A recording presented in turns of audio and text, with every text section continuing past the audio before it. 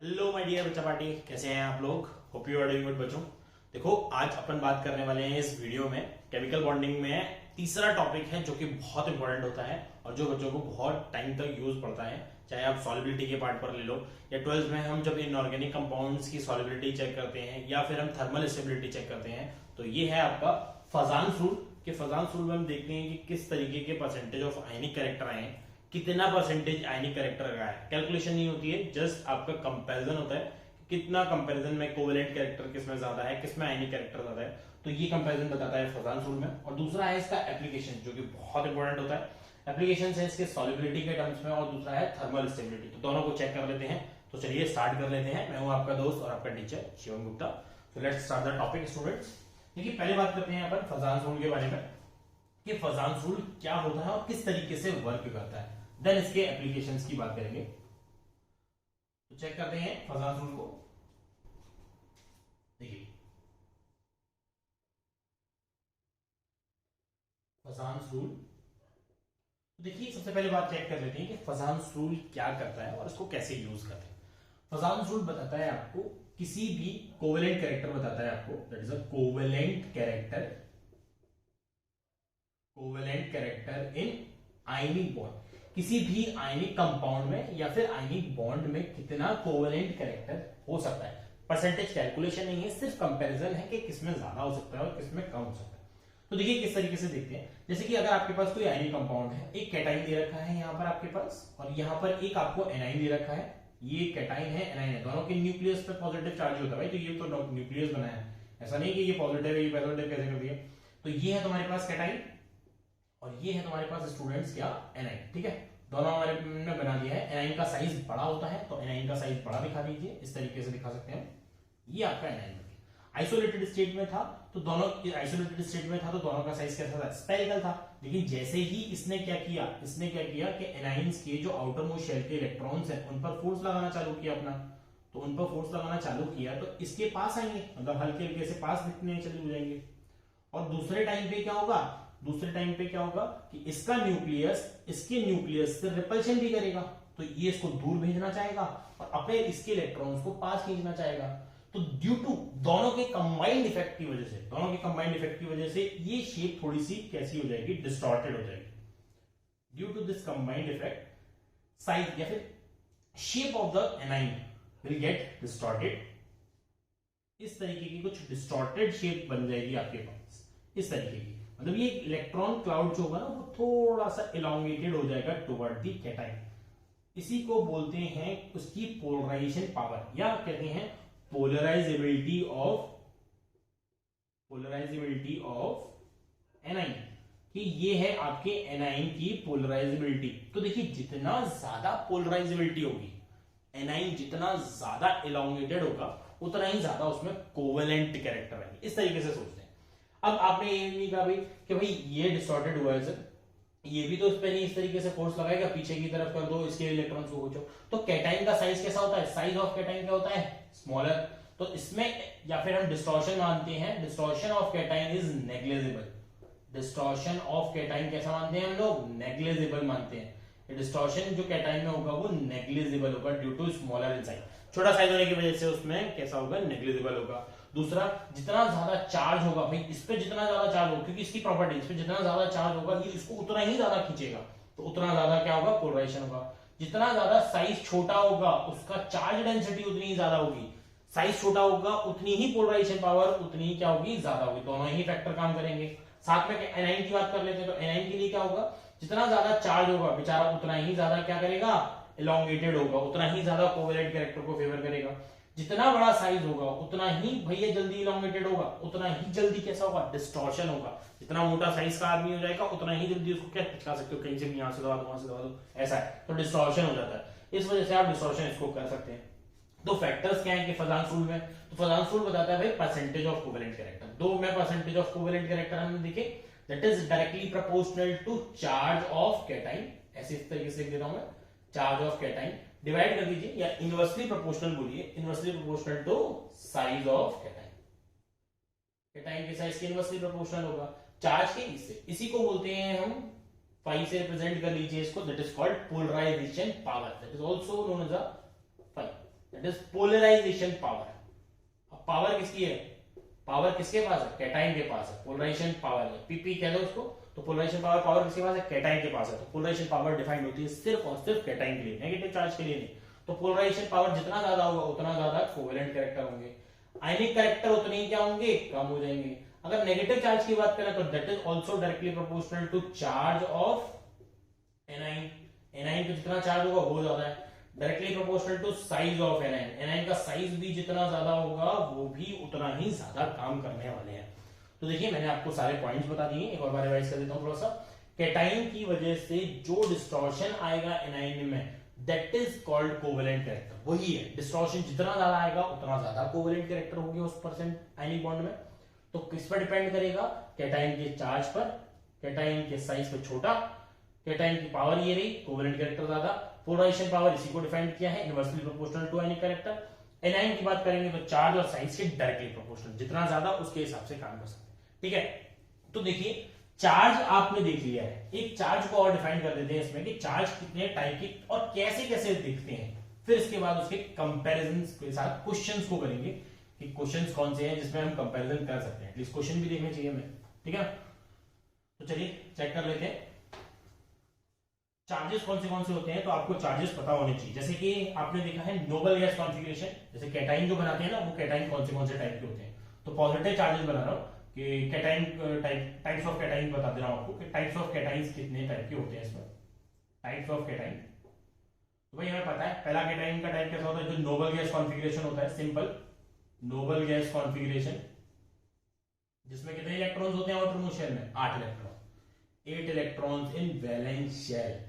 Valence shell में कितने electrons होंगे, 8 इलेक्ट्रॉन्स होंगे। जैसे कि कौन से, जैसे कि हम बनाते हैं ना भाई Na पॉजिटिव, Mg2 पॉजिटिव, इसके आउटर मोस्ट में कितने होते हैं, 8 इलेक्ट्रॉन्स होते हैं, 2,8।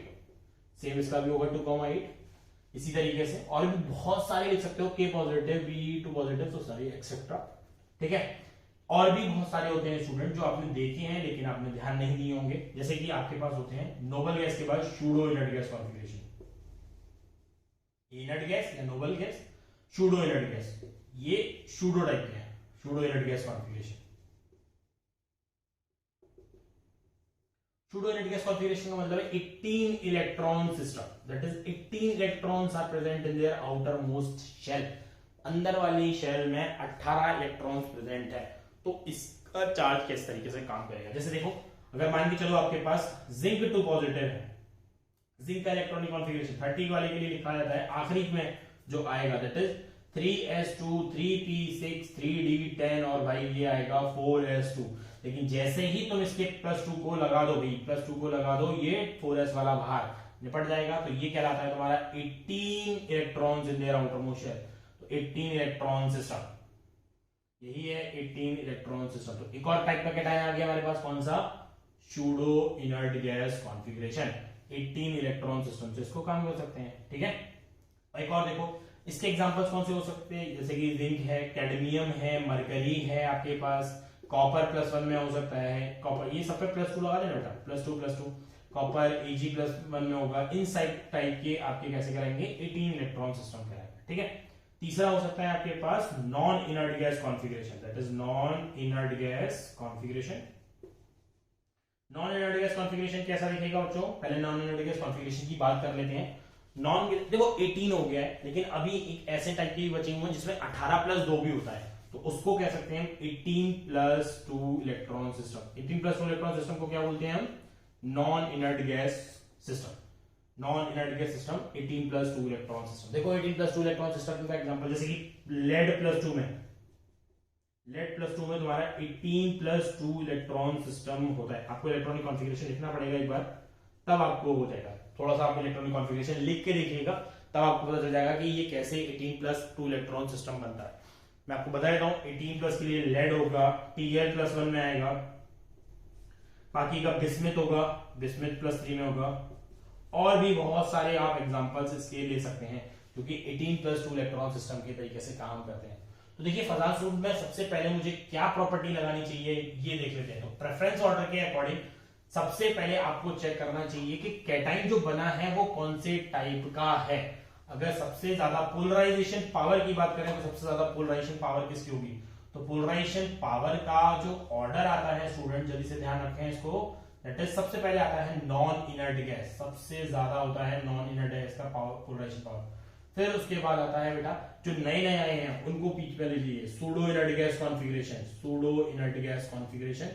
फिर उसके बाद आता है आपका noble gas configuration, noble gas. फिर उसके बाद आप चार्ज को फेवर करेंगे और उसके बाद साइज को फेवर करेंगे। ध्यान रखें इस तरीके से आप सारी कैरेक्टरिस्टिक्स को लगा सकते हैं, ठीक है। चलिए इसके बिहाफ पर आप एग्जांपल्स कर सकते हैं। देखिए मैं इसके एप्लीकेशंस भी उन्हीं एग्जांपल्स के साथ बताता हूं, कैसे सॉल्युबिलिटी को कंपेयर करते हैं, कैसे थर्मल स्टेबिलिटी को सोचते हैं। सॉल्युबिलिटी क्या होती है? सॉल्युबिलिटी मतलब कि किसी को पानी में डिसॉल्व किया है, सिंपल सी बात है। अब भाई सॉल्युबिलिटी के लिए किसी को पानी में डिसॉल्व करोगे, ऑब्वियसली बात है, ठीक है, लेकिन वो सॉल्युबल होगा तब जब लाइक डिसॉल्व लाइक होगा, है ना। हमें पढ़ा है हमने हमेशा ही, लाइक डिसॉल्व लाइक, है कि नहीं, लाइक डिसॉल्व लाइक। अब हमें पता है कि वाटर कैसा है, वाटर कैसा होता है, पोलर होता है। तो कोई भी कंपाउंड आप डिसॉल्व करेंगे, कोई कंपाउंड होगा उसमें अगर पोलरिटी क्या होगी, पोलरिटी ज्यादा होगी तो वो कैसा हो जाएगा, डिसॉल्व हो जाएगा।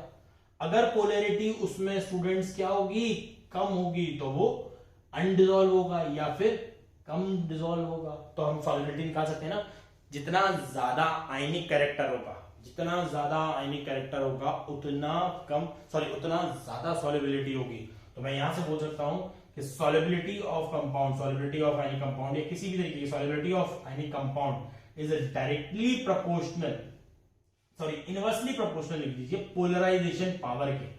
जितना ज्यादा पोलराइजेशन पावर उतना ज्यादा कोवेलेंट कैरेक्टर और उतना ही आयनिक कैरेक्टर ज्यादा, ठीक है। जितना कम होगा उतना आयनिक कैरेक्टर ज्यादा, उतना सॉल्युबिलिटी क्या करेगी, ज्यादा हो जाएगी। समझ में आया? तो एक तो ये हो गया। थर्मल स्टेबिलिटी यूज कर लो फटाफट से। थर्मल स्टेबिलिटी को कैसे यूज करते हैं, थर्मल स्टेबिलिटी को कैसे यूज करते हैं? देखो थर्मल स्टेबिलिटी होती क्या है पहले तो ये समझना चाहिए। बहुत सारे बच्चों को कंफ्यूजन रहता है थर्मल स्टेबिलिटी होती क्या है। थर्मल स्टेबिलिटी का मतलब है थर्मली किसी को हीट करने पर वो कैसा हो, स्टेबल हो। सोचो यही तो डेफिनेशन, अगर किसी को हीट कर रहे हैं, थर्मली हीट कर रहे हैं, तो वो कैसा है, स्टेबल है। तो इसका मतलब वो क्या है, थर्मोडायनेमिकली स्टेबल है या थर्मली कैसा है, वो स्टेबल है। हीट करने पर स्टेबल है, तो हमें ये देखना चाहिए कि उसकी जो मॉलिक्यूल्स के फोर्स हैं वो क्या है, ज्यादा है, अच्छे हैं। यानी कि जो आयनिक कंपाउंड है उसमें आयनिक कैरेक्टर क्या है, ज्यादा होंगे। तो थर्मल स्टेबिलिटी डायरेक्टली प्रोपोर्शनल होगी उसकी लेटिस एनर्जी पर, क्योंकि वो किस तरीके से बना हुआ है, जैसे लेटिस से बना हुआ है वो उस पर डिपेंड करेगा कि उसकी लेटिस एनर्जी कितनी है। खुद सोचो, ठीक है कि नहीं। तो हमें पता चला लेटिस एनर्जी भाई, कि लेटिस एनर्जी कहां से, और लेटिस एनर्जी किस पर डिपेंड करती है, इनवर्सली प्रोपोर्शनल टू साइज पर। डायरेक्टली प्रोपोर्शनल होती है बेटा किस पर, चार्जेस पर। ये आपको दिमाग लगाना चाहिए।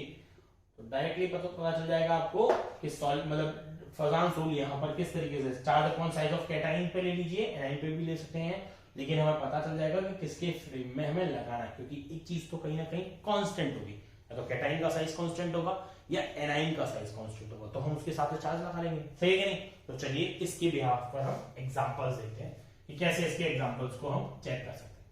देखिए सारे एग्जांपल्स में आप हर तरीके के ऑर्डर को लगा सकते हैं, चाहे आप कोवेलेंट कैरेक्टर के ऑर्डर को लगाएं, चाहे आप सॉल्युबिलिटी के ऑर्डर को लगाएं, चाहे आप थर्मल स्टेबिलिटी के ऑर्डर को लगाएं। ध्यान रखें इनसे क्वेश्चंस आपके बनते हैं और 12th में इनका यूज भी पड़ता है, इसीलिए क्योंकि रिवीजन में चल रहा है, ठीक है। जैसे कि एग्जांपल के तौर पे बात करें, पहला एग्जांपल लेते हैं, that is BeCl2 MgCl2 CaCl2 SrCl2 और BaCl2 ले लो, ठीक है। अगर आपको परसेंटेज ऑफ कोवेलेंट कैरेक्टर में ऑर्डर लगाना है तो सोचो क्या ऑर्डर लगाएंगे हम। देखो ये है 1 2 3 4 और ये है 5, ठीक है। ऑर्डर के लिए सोचो कि क्या ऑर्डर लगा सकते हो। एनाइन का साइज है वो कैसा है, कांस्टेंट है, मतलब कि वो सेम है। तो क्या चीज चेंज हो रही है, चेंजेस को हम ऑब्जर्व करेंगे। क्या चीज चेंज हो रही है, सोचो। चेंज हो रहा है आपका कैटाइन। कैटाइन पे यहां पर चार्ज कितना है बच्चा, +2। इस पे चार्ज कितना है, +2। सब पर चार्ज कितना है, पहले +2। सब पे चार्ज है बराबर। सब कैसे कॉन्फ़िगरेशन के हैं, सब नोबल गैस कॉन्फ़िगरेशन के, सब के सब नोबल गैस हैं, एक से एक, ठीक है। ठीक है, उसके बाद देखते हैं नोबल गैस के बाद क्या देखता है, साइज का फैक्टर। तो जितना ज्यादा इसका साइज क्या होगा, छोटा। टॉप टू बॉटम जाने पर साइज क्या करता है, बढ़ता है। तो जितना साइज बड़ा होता जाएगा, कैटाइन का साइज बड़ा होता जाएगा, उसकी पोलराइजेशन पावर क्या होगी, कम हो जाएगी। देखो यार, polarization power is directly proportional to charge upon size, है कि नहीं। तो अगर साइज बढ़ेगा तो उसकी पोलराइजेशन पावर क्या होगी, कम हो जाएगी। उसका कोवेलेंट कैरेक्टर क्या होगा, कम होगा। साइज जिसका ज्यादा उसका कोवेलेंट कैरेक्टर कम, तो इसका कोवेलेंट कैरेक्टर क्या होगा, कम। तो इसमें कोवेलेंट कैरेक्टर क्या होगा बच्चे, इसमें कोवेलेंट कैरेक्टर ज्यादा होगा।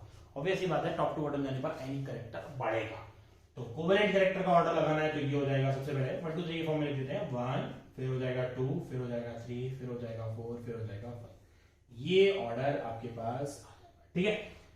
इसको समझ में नहीं आया वो एक बार दोबारा से इस क्वेश्चन को समझ ले, क्वेश्चन को वीडियो पीछे करके, ठीक है, कोई बात नहीं है। चेक करते हैं दूसरा एग्जांपल, इसी में ही चेक कर लेते हैं। अगर इसमें सॉल्युबिलिटी की बात करते हैं बच्चों, सॉल्युबिलिटी की बात करते हैं, तो हमें पता है कोवेलेंट कैरेक्टर इसमें सबसे ज्यादा है, तो इसमें क्या होंगे, आयनिक कैरेक्टर सबसे ज्यादा होंगे। तो अगर सॉल्युबिलिटी तुमने से डिसाइड करवाता कि भाई सॉल्युबिलिटी बताइए, तो सॉल्युबिलिटी का ऑर्डर 1 2 3 4 और 5 ऐसे उल्टा हो जाता। सही है, ये आपको समझ में आ जाएगा, क्योंकि इस वाले में कहिए तो आयनिक कैरेक्टर इसमें क्या है, ज्यादा है। तो इस तरीके से सॉल्युबिलिटी का ऑर्डर लगा, ठीक है। एक और एग्जांपल लेते हैं, देखिए दूसरा एग्जांपल आपके पास दे रखा है LiF, LiCl, LiBr और Li। इसको कंपेयर करके सोचिए कि किस तरीके से हम इसको कंपेयर कर सकते हैं। ध्यान रखें, वीडियो को आप पॉज कर लें, देन उसके बाद इसको कंपेयर करें। मैं बताता हूं आपको, इसमें साइज आपके कैटाइन का क्या है, कांस्टेंट है। तो कैटाइन का साइज कांस्टेंट है, क्या चेंज हो रहा है, नेगेटिव चार्ज का साइन। देखो साइज तो साइज ऑफ नेगेटिव चार्ज, तो पोलराइजेशन पावर तो डिपेंड नहीं करती, लेकिन covalent character is directly proportional to size of anion, also charge of anion. तो भाई साइज ऑफ एनाइन के लिए जितना साइज बढ़ेगा उतना कोवेलेंट कैरेक्टर ज्यादा होगा। तो इसमें कोवेलेंट कैरेक्टर क्या होंगे, परसेंटेज ऑफ कोवेलेंट कैरेक्टर क्या होंगे, ज्यादा। इसमें परसेंटेज ऑफ कोवेलेंट कैरेक्टर क्या होंगे बच्चे, कम होंगे। तो कोवेलेंट कैरेक्टर के ऑर्डर में लगाएंगे तो कोवेलेंट कैरेक्टर उसमें क्या है, ज्यादा है। तो लेफ्ट राइट जाएगा तो कोवेलेंट कैरेक्टर क्या करेगा, बढ़ेगा। तो कोवेलेंट कैरेक्टर के ऑर्डर में लगा दो, सबसे पहले कौन सा हो जाएगा, 1 लेस देन 2 लेस देन 3 और लेस देन 4। 4 वाले में कोवेलेंट कैरेक्टर सबसे ज्यादा मिलने वाले। इस तरीके से आप इसको सोच सकते हैं। ध्यान रखिए, इसी तरीके से आपको सोचना चाहिए कि कैसे आप फजानसूर को लगाते हैं। चाहे आप कैटाइन के साइज को ले लिए, चाहे एक बार एनाइन के साइज को ले लिए। इस प्रॉपर्टीज को हम बहुत जगह पर यूज करते हैं, चाहे आप आगे के सॉल्युबिलिटी में, सॉल्ट एनालिसिस में पढ़ते हैं तब भी इसको कभी कहीं यूज करते हैं, और पी ब्लॉक वगैरह में, फिर इनऑर्गेनिक में हम इसको बहुत जगह यूज करते रहते हैं, ठीक है। तो आई होप आपको ये समझ में आ गया होगा स्टूडेंट्स। इसके रिलेटेड में मैंने एक डीपीपी और प्रिपेयर की है, जो कि आपको डिस्क्रिप्शन बॉक्स में मिल जाएगी। और आप देखो, वीडियो अच्छा लगा हो तो प्लीज वीडियो को लाइक करना ना भूलें, और चैनल को आप सब्सक्राइब कर लीजिए, क्योंकि क्विक रिवीजन के लिए एक और आपको लिए एक न्यूज और है। नेक्स्ट क्लास से मैं ऑर्गेनिक स्टार्ट करूंगा स्टूडेंट्स, ध्यान रखें, मैं ऑर्गेनिक स्टार्ट करूंगा, प्लस मैं फुल 11th ऑर्गेनिक यहाँ पे पढ़ाने वाला हूँ। पूरी 11th की ऑर्गेनिक यहीं पे पढ़ाऊंगा, क्योंकि बहुत सारे बच्चों को 11th की ऑर्गेनिक में दिक्कत आती है। जब 12th में जाते हैं तो बहुत ज्यादा दिक्कत आती है, जब तक आपका 11th का बेस क्लियर ना हो। प्लस उसके बीच में आपको मैं छोटे छोटे वीडियोस और प्रोवाइड करता रहूंगा, जो भी आपके 11th के टॉपिक्स होंगे, ठीक है। प्लस लेकिन हम स्टार्ट करेंगे किससे, 11th की ऑर्गेनिक से। Okay students, hope you like the video, thank you.